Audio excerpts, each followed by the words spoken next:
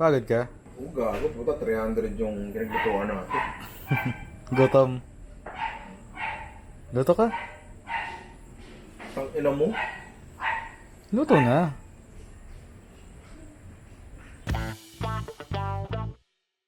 So kakatapos na namin magluto ni Ian ng 300 packs. Tama, di ba? Yes. Para sa San Mateo. Ba't wala akong salamin? Mukha akong tanga. So kakatapos lang namin ni Ian magluto kasama ang Project Paid Forward ng 300 packs na lunch na pinadala namin sa San Mateo Rizal. Tama? Yes. Oo, may kasamang ilang relief goods din. So, parang nakalimutan namin kumain. Pwede na! Sabi niya magluto daw ako. Na magluluto ako ng 3 putahe na tigpa 5 minutes lang. Tara, tangin takaw mo. Ang una nating dish ay adobong balon-balunan. So, simulan na natin. Jerome, timer starts now. Mo, gago.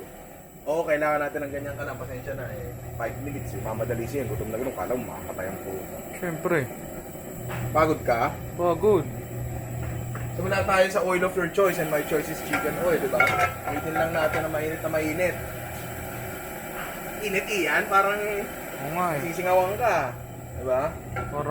Parang naluluto eh. Time check, kailangan ko ng time check sa run time natin para hindi ko kasi alam kung kaya ko ba ng 5 minutes, baka maangas lang ako di ba?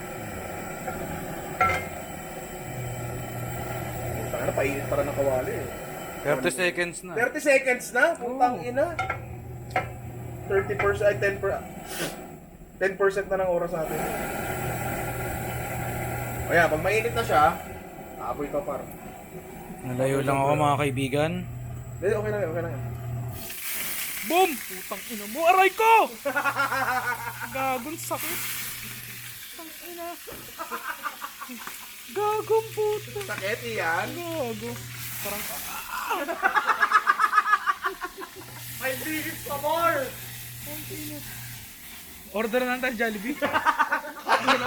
Gago! Jollibee na lang, Jollibee. Ayan, tingnan mo na ng konti, na mo. Dagdagan mo ng mantika kasi pinapoy lahat. Diba? Saka mo ngayon lagyan ng bawang. Sige, damihan mo. Ayan. Ayan.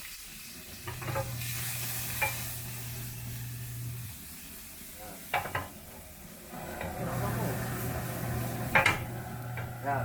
Tapos pwede mo na ito lagyan ng suka. Konting-konti na yung suka. Lagyan mo ng toyo. Konting-konti na yung toyo.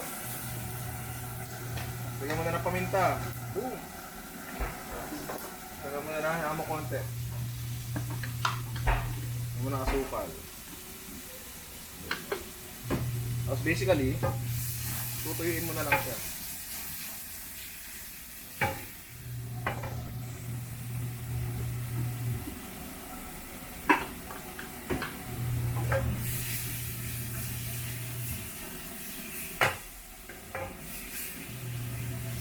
Ang hinihintay natin mangyari is maubos lahat ng liquid at kumapit to dun sa atay balunan natin. Medyo mainit yung handle. Sakit.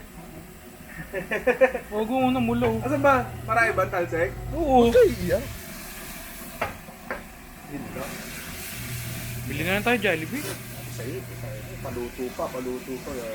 Jollibee na lang. Eh, nandito na tayo. Putay na mo.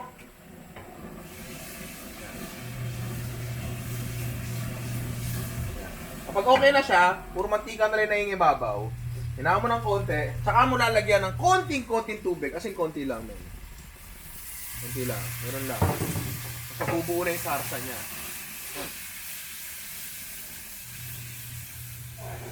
Konti pa. Tira lang.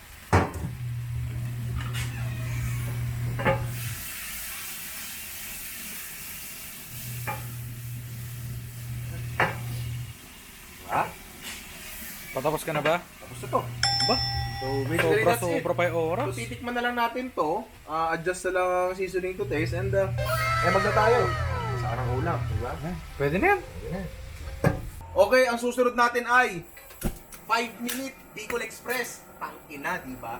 Hindi ko alam kung kaya ba, pero tingnan natin. Aray! Ang natatalsik ka naman yan eh. Tatalsik yan, men. Oh. Mantika uli. Tapos, meron na tayo dito pinaghalong bawang, sibuyas, saka luya. Kunti lang.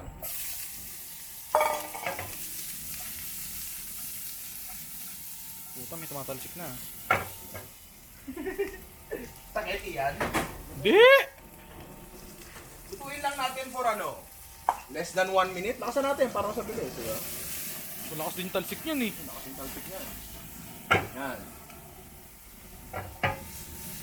Tapos, pag ganyan na, lagay tayo ng ground pork. Yan.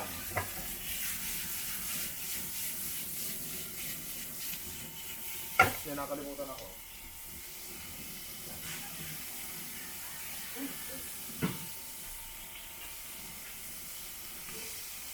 Isa-isa lang.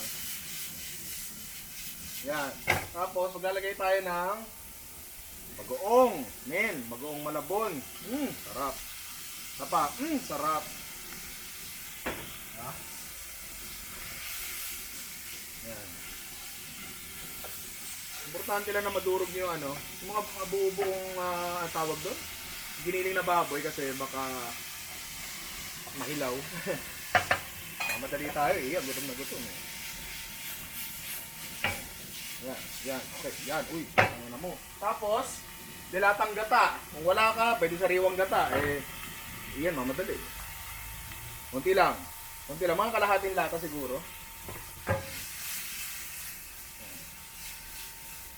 Para sa agad yan, no? Grabe naman yan. Diba? Tapos, ilagay mo na sili mo. Boom! Ngayon, nasa sa inyo na yan.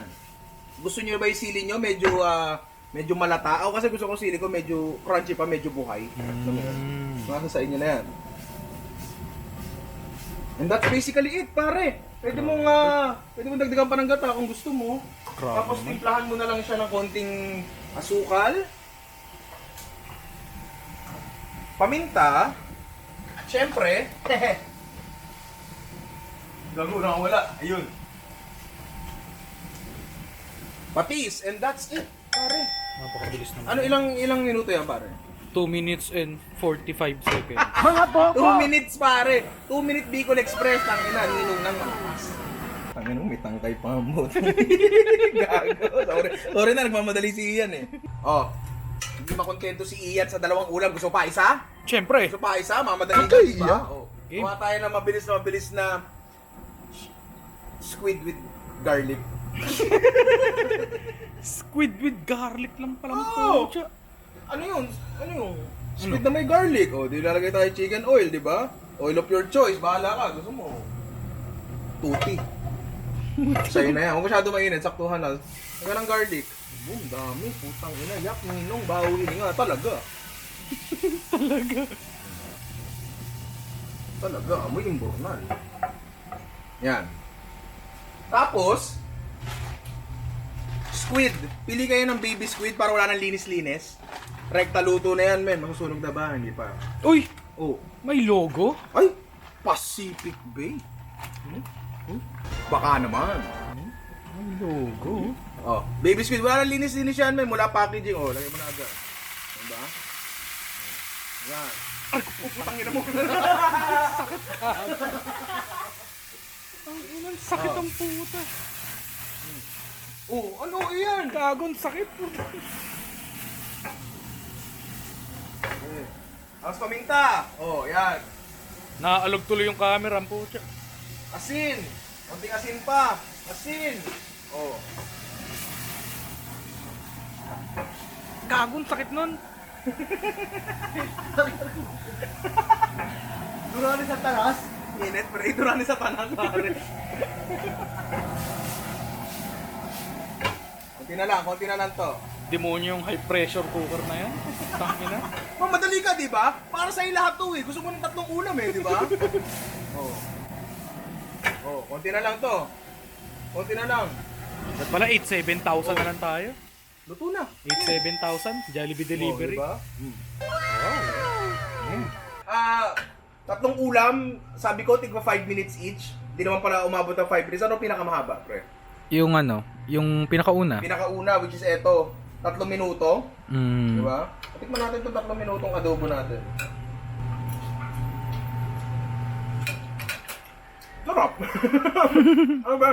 Matamis na adobo siya.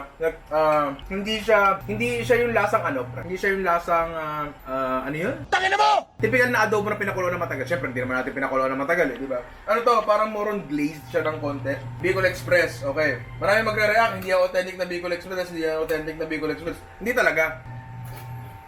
Bilisan mo magsalta dyan. Pre. Putong ano talaga? Oo. Parang gusto ko kwentuhan pa kita history ng Bicol eh. Kaya ginamit ko ay dilatang gata. Una-una is convenient. Andyan lang. Convenient, andyan lang. Pangalawa, mas malapot yung dilatang gata na nagagamit ko. And, ano, hindi siya sabaw. Puset.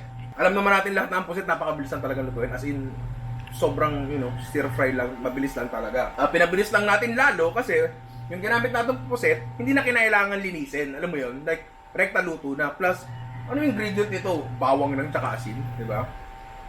Pusit na may bawang, alam mo yun?